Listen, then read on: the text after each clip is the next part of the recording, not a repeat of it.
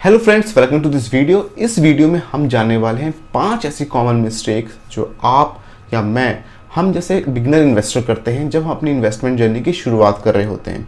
तो ये वीडियो बहुत ही ज़्यादा इंपॉर्टेंट होने वाली है, स्पेशली उन लोगों के लिए जो हमारे जैसे हैं और इन्वेस्टमेंट स्पेशली स्टॉक मार्केट में हम इन्वेस्टमेंट जब हम प्लान करते हैं तो कुछ मिस्टेक्स हम करते हैं। तो इस वीडियो में मैं कवर करने वाला हूँ वो 5 इंपॉर्टेंट मिस्टेक जिन्हें हमें अवॉइड करना चाहिए। वीडियो स्टार्ट करने से पहले मैं अपील करना चाहूँगा कि अगर इस वीडियो में आप पहली बार आए हो या इस वीडियो को पहली बार देख रहे हो तो इस वीडियो को लाइक कर देना, चैनल को सब्सक्राइब कर देना और बेल नोटिफिकेशन को ऑन कर देना सो दैट मेरी सारी वीडियोस आप तक सबसे पहले पहुंचे। So without wasting time let's start this video.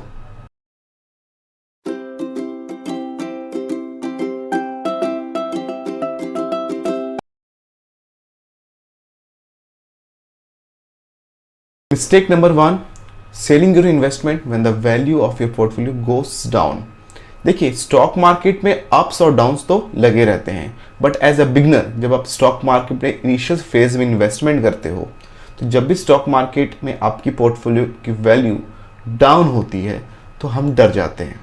हम फटाफट अपने इन्वेस्टमेंट को सेल करने की कोशिश करते हैं और कहीं ना कहीं हमारी साइकोलॉजी का वर्क करी होती है कि हम जितनी जल्दी हो सके अपने पैसों को निकाल के अपने लॉस को हम कम से कम लॉस हम करें और अपने फंड्स को या अपनी इन्वेस्टमेंट को हम रिकवर करने की कोशिश करते हैं। But trust me friend, no need to get panic. अगर आपने स्टॉक्स में प्रॉपरली रिसर्च करके फंडामेंटल्स अगर स्टॉक्स के स्ट्रॉन्ग हैं तो आपको डरने की कोई भी ज़रूरत नहीं है। अगर आपने प्रॉपर एनालिसिस किया है, स्टॉक कंपनी के बारे में जाना है, उसके बाद आपने इन्वेस्टमेंट की है तो stay tuned with that investment. मैं बोलूँगा, एक बार फिर से बोलूँगा कि स्टॉक मार्केट में ये अप्स डाउन्स जो होते हैं टेम्परेरी होते हैं। अल्टीमेटली स्टॉक मार्केट हमेशा ऊपर ही जाती है अगर आप एक लॉन्ग टर्म इन्वेस्टर हो। हाँ, अगर ऐसी सिचुएशन ऐसी आती है कि आपको लगता है कि ये जो स्टॉक जिसमें आपने इन्वेस्टमेंट की है ये बिल्कुल ही गार्बेज स्टॉक हो चुका है, अब इसमें कोई भी एक्सपेक्टेशन नहीं है, अब आप इससे पैसे नहीं बना सकते हो, तो उस सिनेरियो में आप अपनी इन्वेस्टमेंट या स्टॉक्स को सेल कर सकते हो। बट मेरी रिकमेंडेशन ये रहती है, मैं जो पर्सनल स्ट्रैटेजी को फॉलो करता हूँ, मैं फंडामेंटली स्ट्रॉन्ग जो स्टॉक्स होते हैं उन्हें पिक करता हूँ और उन्हें लॉन्ग पीरियड के लिए होल्ड करके रखता हूँ। Mistake number 2, relying on the tips. जब अपनी इनिशियल स्टेज ऑफ इन्वेस्टमेंट पे होते हो तो आपने देखा होगा कि आपको बहुत सारे सजेशंस मिलते हैं। शायद आपके अंकल ने बोल दिया, आपके फ्रेंड ने बोल दिया, अरे यार स्पर्शाइटी सॉल्यूशन का स्टॉक ले लो, आज 2 रुपये का है, ये 24 घंटे के अंदर या 24 दिनों के अंदर ये 20 रुपये होने वाला है, तुम्हारा पैसा 10 गुना हो जाएगा। और ये साइकोलॉजी हमेशा जो बिगनर इन्वेस्टर होते हैं उनमें होती है, क्योंकि उन्हें लगता है कि स्टॉक मार्केट से जो पैसा कमाना होता है वो उसका कुछ ना कुछ शॉर्टकट होता है और उस शॉर्टकट को फॉलो करके उन्हें लगता है कि हम अच्छे खासे पैसे कमा सकते हैं। But trust me, stock market से पैसे कमाने का कोई भी शॉर्टकट नहीं होता। और अगर ये इतना ही आसान होता कि सिर्फ स्टॉक की वैल्यू को प्रिडिक्ट करना तो आज की डेट में सारी एडवाइजरीज वो टिप्स सेल ना करके खुद ही अपने पैसे को इन्वेस्ट करके मल्टीप्लाई करके कंपाउंड कर रही होती। बट आप अगर किसी की टिप्स पे रिलाई करना भी चाहते हो तो आप ये सोच लो, ये इस चीज़ को आप एश्योर कर लें कि जिस पे आप रिलाई कर रहे हो उस पर आप 200% ट्रस्ट करते हो और वो जो इन्फॉर्मेशन आपको मिल रही है इन्वेस्टमेंट की वो किसी जेन्युइन सोर्स से मिल रही है, तभी आप उसमें रिलाई करें। एल्स टिप्स के ऊपर इन्वेस्टमेंट करने से आप बचें। ईजी मनी मेकिंग स्कीम, आपको ये चीज़ समझनी चाहिए कि कोई भी ईजी मनी मेकिंग स्कीम नहीं होती है। आपको कॉल आती है कि इस पर्टिकुलर चिट फंड में पैसे इन्वेस्ट कर दो, आपके पैसे डबल हो जाएंगे, इस पर्टिकुलर लैंड में इन्वेस्टमेंट कर दो, आपके पैसे 2 साल में दुगने हो जाएंगे, या इस पर्टिकुलर रियल एस्टेट में इन्वेस्टमेंट कर दो, या इस पर्टिकुलर शॉप इन्वेस्टमेंट कर दो, आपके पैसे डबल हो जाएंगे। Trust me brother, there is no easy money making scheme. Lottery, लोग कहते हैं लॉटरी एक इजी मनी मेकिंग स्कीम है, बट वो भी ट्रूली लक का गेम है। आपकी लॉटरी बार बार नहीं लग सकती। आपको फोकस करना है किसी ऐसे पाथ पे, किसी ऐसे रोड मैप के ऊपर जिस पे आप रिपीटेडली पैसे कमा सको। इजी मनी मेकिंग स्कीम के चक्कर में आपको नहीं फंसना है। आप किसी स्किल्स को सीखो, उसके थ्रू पैसे कमाओ, या आप इन्वेस्टमेंट भी करते हो तो अपनी लॉन्ग टर्म विजन को लेके चलो कि मुझे अगर एक दिन में मुझे करोड़पति नहीं बनना है, मुझे शायद करोड़पति बनने में 5 साल लग जाएं, बट मैं बिल्कुल एक पाथ को फॉलो करके बनूंगा, एक बिल्कुल डिसिप्लिन को फॉलो करके बनूंगा अक्सर लोग फंस जाते हैं अपने बिगिनिंग स्टेज ऑफ इन्वेस्टमेंट में किसी इजी मनी मेकिंग स्कीम में। कहीं से आपको एश्योरेंस मिल जाती है कि हम 12% का श्योर रिटर्न प्रोवाइड कर रहे हैं, कोई आपको वो कहेगा हम 20% का श्योर रिटर्न प्रोवाइड करें। ट्रस्ट में अगर इतना ही आसान होता तो आज सबके पास पैसे होते। आपने फोकस करना है लॉन्ग टर्म विजन में, एक डिसिप्लिन इन्वेस्टमेंट में और एक प्री डिटरमाइंड पाथ पे, जिसको फॉलो करके आप स्लोली और मल्टीपल वेज में रिपीटेडली पैसा कमाओ। तो इजी मनी मेकिंग स्कीम से आप बचे। Mistake number 4, your relationship with the money. पैसों के साथ हमारा संबंध कैसा है? एक्चुअली हम सबका पैसों के साथ कुछ ना कोई संबंध होता है, किसी तरीके का संबंध होता है, बट हमारा संबंध बनता है कुछ फैक्टर से। हमने बचपन में क्या पैसों की कमी देखी है, या हमारे पेरेंट्स ने पैसों को किस नज़रिए से देखा है, या हमारे पेरेंट्स ने हमें पैसों के बारे में क्या नॉलेज या जानकारी दी है। हो सकता है कि आपने या मैंने बचपन में पैसे की कमी देखी हो, तो हम पैसे को ही सब कुछ मान बैठते हैं।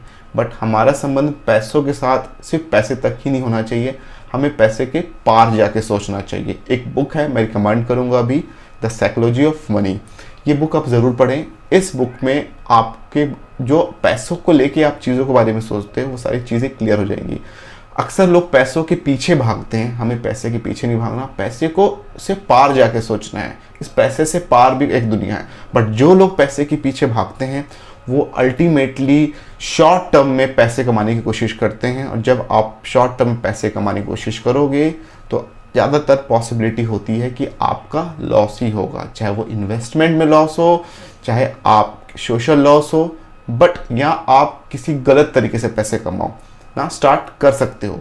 तो कोशिश करें पैसे की जितनी अहमियत है उसको उतनी ही अहमियत दें, उससे ज़्यादा अहमियत नहीं दें, क्योंकि पैसा आपकी लाइफ का एक पार्ट है, वो पूरी लाइफ नहीं है। अक्सर लोग पैसे को पूरी लाइफ बना लेते हैं, उसके पीछे भागते रहते हैं, और भागते भागते कहीं ना कहीं वो इतनी गलतियां कर देते हैं कि शायद अगर वो पैसे को उतनी ही अहमियत देते जितनी की ज़रूरत है तो आज उसे कहीं ज़्यादा पैसे के मालिक होते हैं या उससे ज़्यादा पैसे कमा चुके होते हैं। तो कोशिश करें अपने संबंध पैसे के साथ सही बना के रखें, कोशिश करें पैसे को उतनी ही अहमियत दें जितनी उसकी ज़रूरत है। मिस्टेक नंबर 5, बाइंग स्टॉक्स इन हाइप।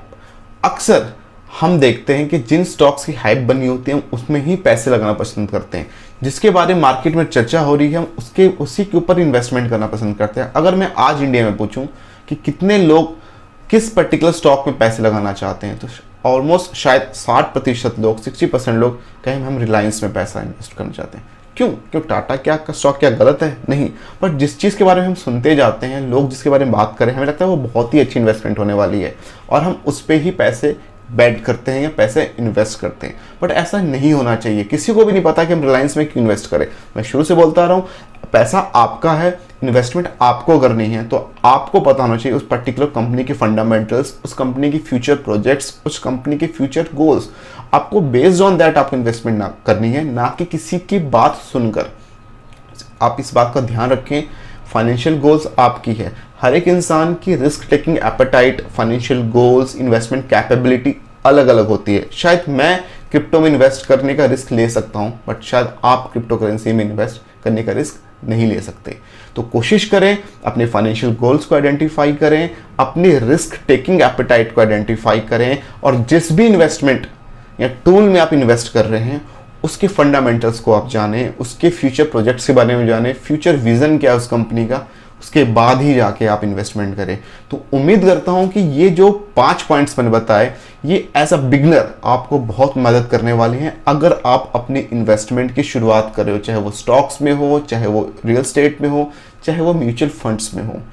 आज की वीडियो के लिए इतना ही, मिलते हैं अगली वीडियो में। अगर आपको लगता है कि कुछ ऐसा टॉपिक जिसके ऊपर मुझे वीडियो बनानी चाहिए तो do let me know in the comment section. मैं पूरी कोशिश करूंगा आपकी मदद करने की, पूरी कोशिश करूंगा उस पर्टिकुलर टॉपिक को डिटेल में कवर करने की, सो दैट आपको भी हेल्प मिले और मुझे भी कोई नॉलेज मिले। आज की वीडियो के लिए इतना ही, मिलते हैं अगले वीडियो में। This is brother Sparsh Kochar signing off. Thank you.